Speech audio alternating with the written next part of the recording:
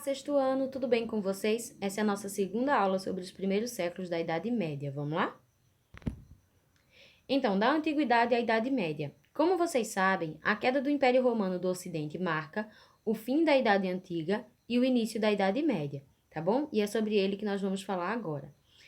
Após a queda do Império Romano do Ocidente, houve a criação de vários reinos independentes controlados pelos povos germânicos. Os povos germânicos eram aqueles povos que os romanos chamavam de bárbaros.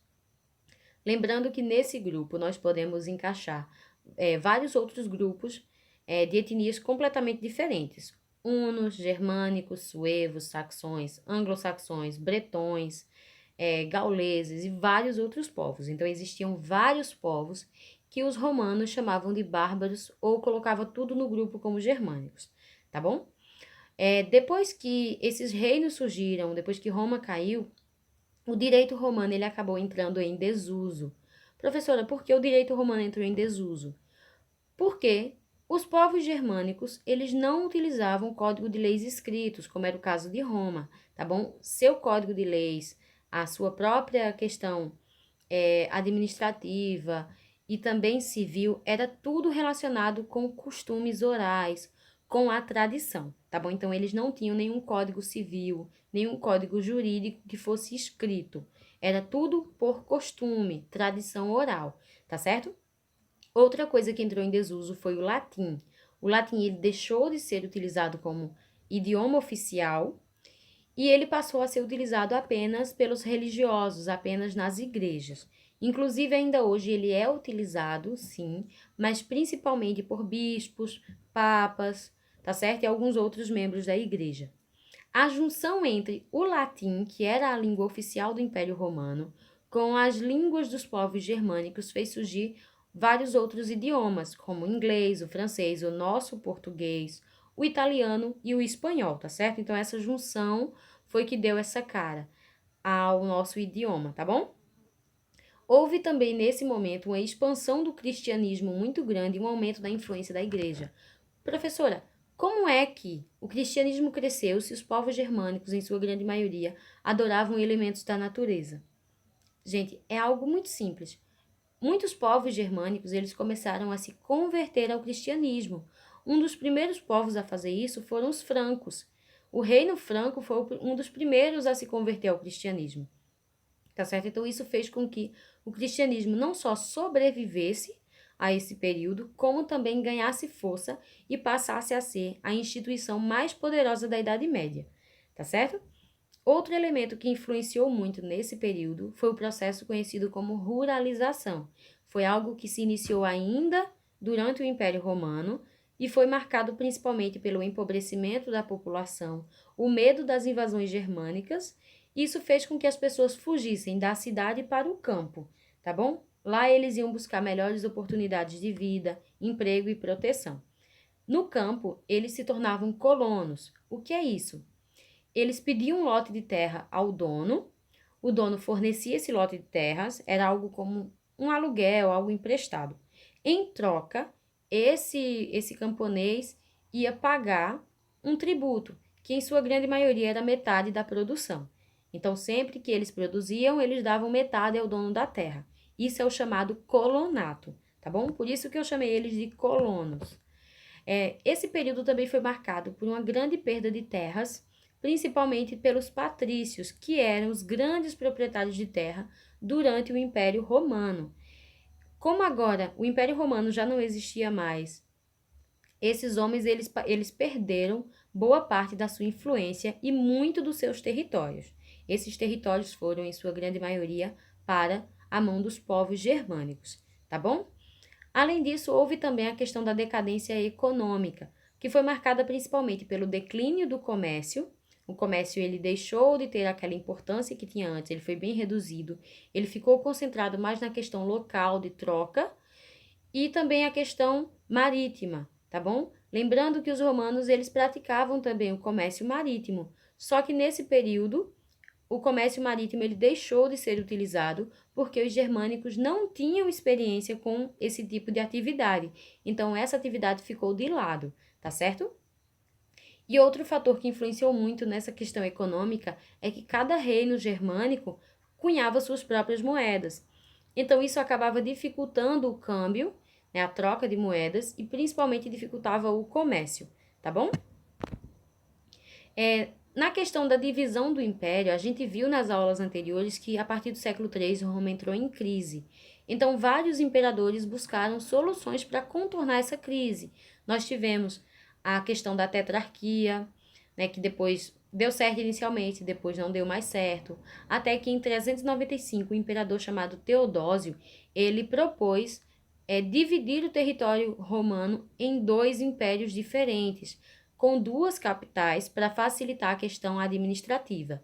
Então, ele criou o chamado Império Romano do Ocidente, que tinha como capital inicialmente a cidade de Ravenna e depois passou a ser a cidade de Milão, mas lembrando que a cidade de Roma ainda era a mais importante do Império Romano do Ocidente. E o segundo império era o Império Romano do Oriente, com capital na cidade de Bizâncio, tá bom? A cidade de Bizâncio é onde hoje é a cidade de Istambul, na Turquia, tá certo? Depois da morte de Teodósio, seus dois filhos acabaram ficando cada um com uma parte do território, e isso fez com que houvesse a separação definitiva entre esses dois territórios. Arcádio, que passou a ser chamado de Augusto a partir de 383, ficou com a parte oriental, com a parte ali de Bizâncio, e Honório, que passou a ser chamado de Augusto a partir de 393, ficou com a parte ocidental, tá bom? Professora, por que Augusto? Porque os dois passaram a ser chamados de Augusto. Lembra quando Otávio se tornou imperador de Roma? Ele reivindicou o título de Augusto, ou Augustus.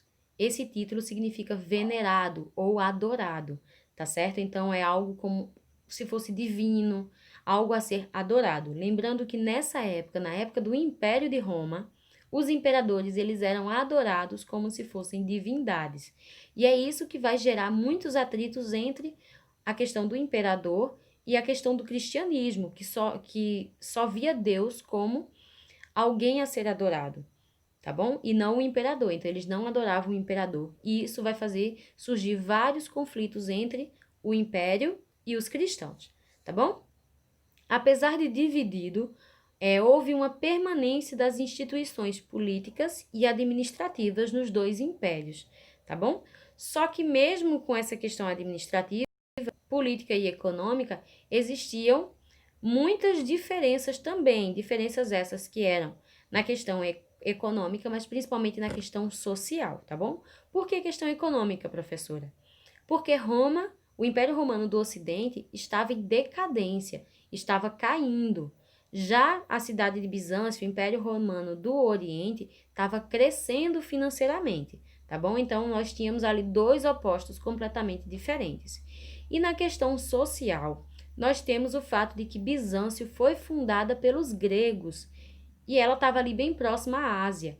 Então, nós tínhamos ali muitas influências gregas e muitas influências asiáticas. Isso vai contrastar diretamente com a cultura romana, tá bom? Lembrando que Roma tinha como idioma oficial o latim, só que a cidade de Bizâncio tinha como idioma oficial o grego, porque ela foi fundada pelos gregos, tá certo? O ano de 476, que foi o ano em que Roma definitivamente foi derrotada, Roma caiu pela mão dos bárbaros, né, dos germânicos, marca o início da Idade Média, e isso vai até 1453, que marca justamente o momento em que a cidade de Bizâncio foi tomada pelos turcos otomanos. Isso marca o fim da Idade Média, então de 476 a 1453, tá bom? Por pouco mais ali, uns 40, 30 e poucos anos, Bizâncio não completou 1000 anos de existência, tá bom? Agora nós vamos falar especificamente sobre o Império Bizantino, o Império Romano do Oriente, tá bom? Ele é mais conhecido como Império Bizantino, por causa da cidade de Bizâncio, tá bom? Esse território, ele se caracteriza por ser um importante centro marítimo e comercial da Europa e da Ásia, e ela foi fundada pelos gregos em 658 a.C., na costa ocidental do Estreito de Bósforo, atual Turquia, tá certo? e ela é a única via de acesso ao Mar Negro, então ela liga diretamente o Mediterrâneo ao Mar Negro. A cidade de Bizâncio, gente, era tão importante para o comércio da época que ela foi chamada de Porta do Oriente, tá bom? Então, o imperador Constantino, depois da divisão do império em dois, o imperador Constantino, ele acabou fazendo uma remodelagem na cidade de Bizâncio a partir de 324. Essa remodelagem ele fez com que houvesse uma melhor urbanização na cidade, ele modernizou bastante a cidade e, em sua própria homenagem, em 330, ele decidiu mudar o nome da cidade de Bizâncio para Constantinopla. Por que, professora, Constantinopla? Constantinopla, traduzido, fica cidade de Constantino. Então, ele se auto-homenageou, tá certo? Ele era uma pessoa muito humilde, então ele fez, vou dar meu próprio nome para a cidade. Né? Só isso. Então, a cidade passa a ser chamada de Constantinopla, tá bom? A decadência do Oriente, do Ocidente, ela vai marcar justamente o início da ascensão do Oriente, lembra? O Ocidente, que era o Império Romano do Ocidente, com capital ali Roma, Milão, ela tá caindo, e o Império Romano do Oriente, com capital em Bizâncio, que depois vai se chamar Constantinopla, tá crescendo, tá bom? O apogeu do Império Bizantino aconteceu no século VI, principalmente através do governo do imperador Justiniano. O imperador Justiniano foi responsável por reconquistar boa parte do antigo Império Romano e ele também vai reativar a questão do comércio marítimo, então ele vai movimentar muito a economia nesse período. Qual era o objetivo dele com isso? O objetivo dele era justamente reconstruir o antigo Império Romano. Então, ele tinha como objetivo recuperar todos aqueles impérios que Roma tinha perdido, tá certo? E ele vai conseguir recuperar boa parte dele. O governo de Justiniano ele também é marcado por grandes obras públicas, principalmente a construção de basílicas, igrejas, tá? Basílicas ou igrejas. A principal delas é a Basílica de Santa Sofia, que significa justamente Santa Sabedoria. Inicialmente ela era uma igreja católica, depois da tomada de Constantinopla pelos turcos otomanos, ela se torna uma mesquita e atualmente ela é um museu, tá certo? Outro elemento muito importante da administração de Justiniano foi a compilação de 12 livros chamado de Corpus Juris Civilis, que é o Código de Justiniano, que era um código civil, tá bom? No que se refere à cultura bizantina, nós tivemos muita influência do mundo grego, até porque ela foi fundada pelos gregos, e na questão das artes, houve a fusão dos elementos clássicos gregos e romanos com elementos orientais requintados, luxuosos e coloridos, tá certo? Principalmente na questão dos mosaicos, que eram grandes afrescos feitos com pequenas pedrinhas preciosas. Então, eles faziam principalmente imagens bíblicas, muitas representações de Cristo, da Virgem Maria nesses tipos de arte, tá bom? Na questão da pintura e da escultura, são dois elementos que não se desenvolveram tanto em Bizâncio. Por que não? Devido a um movimento conhecido como movimento iconoclasta, que aconteceu no século VIII, tá bom?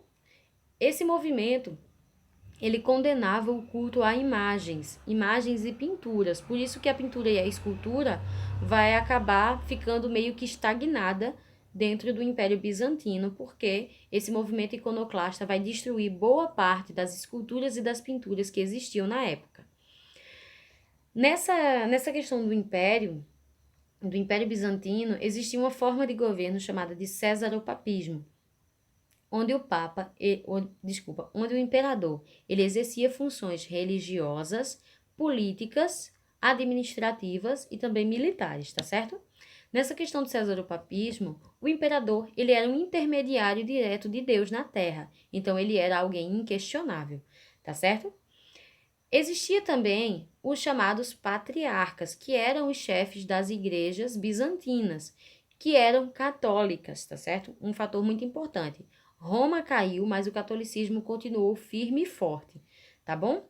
Então, os líderes das igrejas bizantinas eram chamados de patriarcas, tá bom? Só que existiam muitas divergências entre os patriarcas e o imperador. Isso também vai gerar outros movimentos religiosos dentro do Império Bizantino. O primeiro deles é o chamado movimento monofisista, tá bom? O movimento monofisista, ele questionava diretamente os dogmas da Igreja Católica, principalmente o dogma da Santíssima Trindade, que dizia que Deus era 3 pessoas em uma só. O que é um dogma? Um dogma é uma verdade inquestionável, tá bom? Para a Igreja Católica. Então, os monofisistas questionavam isso, eles diziam que não tinha como Deus ser 3 em um, 3 pessoas, Pai, Filho e Espírito Santo, em uma pessoa só. E outra coisa que eles também criticavam, né, que eles falavam muito, era na questão de que a natureza de Cristo, ela era somente divina. Se ela era somente divina, então Deus não tinha se transformado em homem através da figura de Jesus Cristo. Então eles diziam, olha, a natureza de Deus é apenas uma natureza divina. Ela não é carnal, ela não é terrestre. Então, nunca existiu Jesus Cristo. Então, isso tudo era visto pela Igreja de Roma como uma heresia, tá certo? Lembrando que para a Igreja Católica, Deus tinha 2 naturezas. A natureza espiritual, de ser o espírito, e também a natureza carnal, de ser encarnado em carne e osso através da figura de Jesus Cristo. Tá certo? Então, os monofisistas questionavam isso, diziam que não, que a natureza de Deus era apenas divina. Então, ele não poderia ter vindo à Terra como um homem de carne e osso. Um outro movimento que a gente, inclusive, já mencionou era o movimento iconoclasta, que condenava a adoração, o culto a imagens e esculturas. Tá certo? Por que, professor, esse movimento iconoclasta ele surgiu? Porque nessa época, os monges, os patriarcas da igreja, eles lucravam muito com a venda de esculturas e pinturas religiosas. Então, muitos deles vão chegar a fazer fortuna. E isso daí vai fazer com que eles sejam vistos como uma ameaça. E lembrando que, na questão religiosa, sempre existiu essa divergência entre o imperador e os patriarcas. Então, vai ser um outro fator que vai ajudar a gente a ver por que o movimento iconoclasta ele ganhou tanta força nesse período, tá certo? Inclusive apoiado pelos imperadores. Então, muitas esculturas, pinturas foram destruídas, tá certo? Então, o movimento iconoclasta, ele acabou fazendo com que muitas das esculturas elas acabassem se perdendo. Então, nós tivemos em 867 um momento em que os patriarcas eles deixaram de reconhecer a figura do Papa de Roma como sendo uma figura central. Então, eles pararam de obedecer ao Papa de Roma. Essa foi a primeira ruptura, tá certo? Só que a ruptura definitiva ela só veio em 1054, tá bom? Quando houve o chamado Cisma do Oriente. Foi o momento em que o Oriente ele se recusou a continuar atrelado à Igreja de Roma. Então, ele decidiu fundar a sua própria igreja, tá bom? Então, nesse momento, nós vamos ter uma ruptura dentro da Igreja Católica e vai surgir 2 igrejas cristãs. A primeira delas é a chamada Igreja Católica Apostólica Romana, que eu acho que a maioria de vocês aqui que já fez o catecismo já deve ter ouvido falar, que é a Igreja de Roma, a igreja que os católicos do Brasil seguem, tá certo? E a segunda igreja é a Igreja Cristã Ortodoxa Grega, que é a Igreja de Bizâncio, tá certo? Por que ortodoxa, professora? Porque ela dizia que os cristãos da Igreja de Roma, eles tinham se desviado do verdadeiro ensinamento de Cristo. Então, a ortodoxia é justamente você seguir à risca tudo aquilo que Deus disse, tudo aquilo que Jesus pregou, tá bom? A queda de Constantinopla, ela veio devido a várias invasões que já vinham acontecendo ao longo de vários séculos, lembrando que Bizâncio era uma cidade muito visada, era uma cidade muito estratégica, tá certo? Era um ponto ali bem chave para a questão do comércio. Então, nós vamos ter várias tentativas de invasão a ele. Até que em 1453, a cidade ela vai ser definitivamente tomada pelo Império Otomano, tá bom? Pelos turcos otomanos. O Império Otomano era um poderoso império do Oriente, tá bom? Era um império que tinha a religião islâmica como a sua religião oficial, tá certo? Então, o Ocidente medieval Ele é marcado principalmente pela questão do cristianismo, tá bom? O cristianismo, ele tornou-se a grande força espiritual e o fator unificador do Ocidente. Lembrando que Roma caiu, tudo aquilo que as pessoas entendiam por unidade tinha sido destruído. Então, o fator que vai unir as pessoas é o fator religioso, tá certo? Então, a religião, ela passa a unificar as pessoas agora. E é nesse momento que Roma passa a ganhar muito mais influência na questão religiosa, lembrando que Roma continuou sendo a sede do papado, tá bom? Lembrando que o chefe da igreja de Roma é o Papa, tá bom? Então, o que que acontece? A igreja, ela vai passar a exercer muita influência e muita força na vida das pessoas, na forma como elas se vestem, se comportam. Desde o nascimento até a morte da pessoa, a igreja, ela vai ter um papel fundamental. Os dias de trabalho, os feriados, que eram todos santos, a questão do que as pessoas podiam ou não fazer, a quantidade de vezes que elas poderiam, que elas eram obrigadas, na verdade, a ir para a missa. Então, existia tudo isso controlado pela Igreja Católica, tá bom? A partir de 1545 e 1563, aconteceu o chamado Concílio de Trento.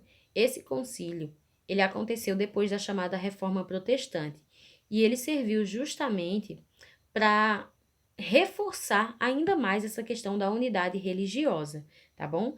Ele condenou todas as outras igrejas, condenou tudo aquilo que era contrário ao cristianismo como heresia, e ele reforçou a imagem do Papa, a questão dos sacramentos católicos, tudo que estava relacionado à religião foi reforçado no chamado Concílio de Trento, tá bom? Nós vamos falar mais sobre ele quando a gente for ver Reforma Protestante, tá bom?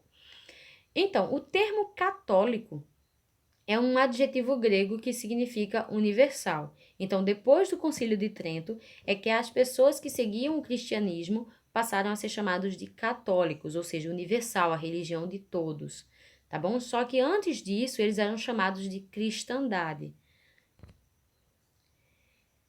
O poder da igreja era um poder muito forte. A igreja, ela se tornou uma das maiores proprietárias de terras da Idade Média.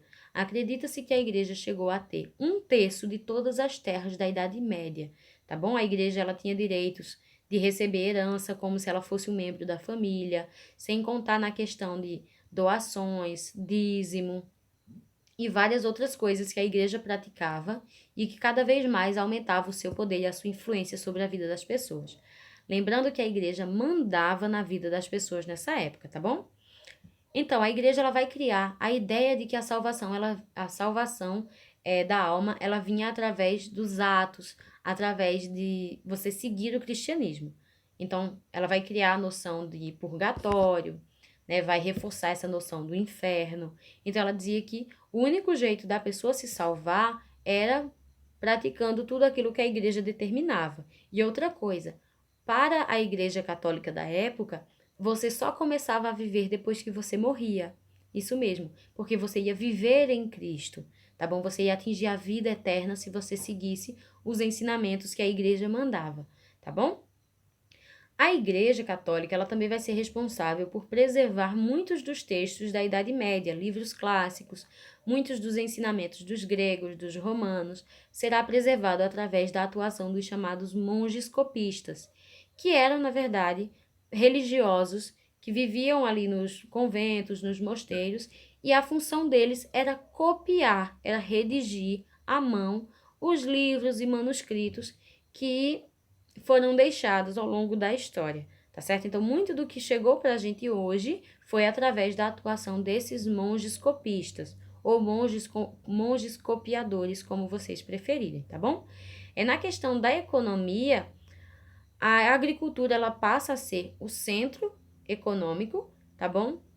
E é nesse momento que vão surgir os chamados feudos, tá bom? Feudos eram, na verdade, grandes extensões territoriais, e essas grandes extensões territoriais, ela era dividida em 3 partes. Nós tínhamos o manso senhorial, que eram as terras do senhor, o dono da terra, o manso sérvio, que era justamente o local em que a população tirava seus sustentos camponeses, e nós tínhamos as terras comunais, que correspondiam aos pastos, às florestas, os lagos, tá certo?